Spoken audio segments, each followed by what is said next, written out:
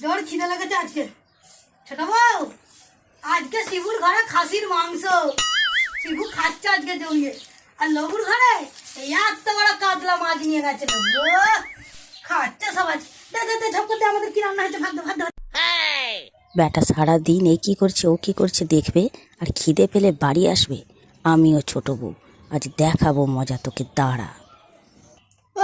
গরম গরম খাসির মাংস ঝোল আর ভাত। আহা, কয় রে ছোট বউ, দে দে নিয়ে আয়, ভাত দে ভাত দে ভাত দে। জোর খিদে লেগেছে। হ্যাঁ